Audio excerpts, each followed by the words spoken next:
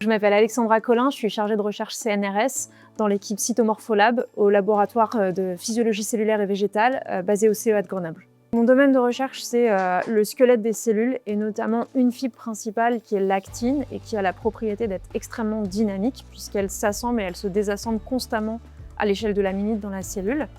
Et en fait, dans ce domaine-là, ma spécialité, c'est de faire ce qu'on appelle des systèmes biomimétiques, c'est-à-dire où on va essayer de reconstituer des phénomènes qui se passent dans la cellule, mais à partir de protéines purifiées. Et donc l'idée, c'est vraiment de trouver les éléments minimums qui permettent, par exemple, d'avoir une structure dynamique dans un environnement limité.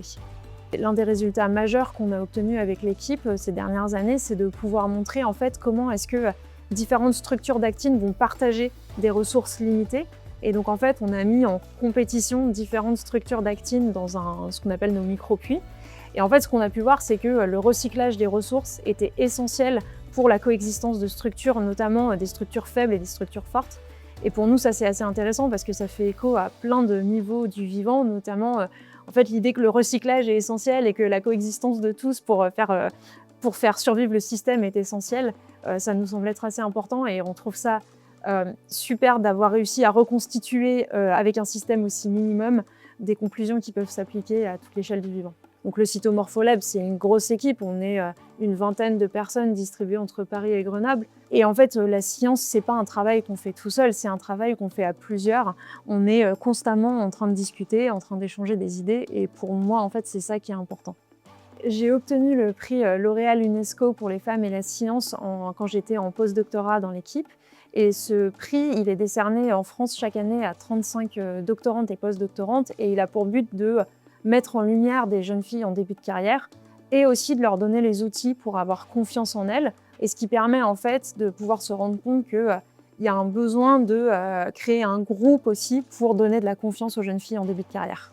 Donc dans les prochaines années, je suis plus amenée à former des jeunes doctorants ou doctorantes sur différents sujets. Ça, c'est quelque chose qui me semble être très important aussi, notamment dans l'idée de former les jeunes générations à la recherche, de pouvoir leur transmettre l'enthousiasme qu'on a vis-à-vis de nos sujets de recherche. Ça, c'est vraiment quelque chose qui est très important dans les prochaines années.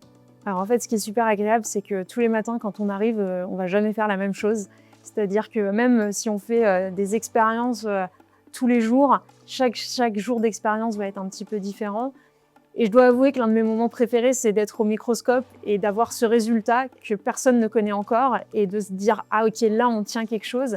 Et après, souvent, ce que j'aime beaucoup ici, et c'est là où le collectif est important, c'est que souvent on s'appelle, on se dit « Viens voir, j'ai un super film », on a vraiment tendance à beaucoup discuter entre nous. Et tous ces moments-là, en fait, ils sont extrêmement importants.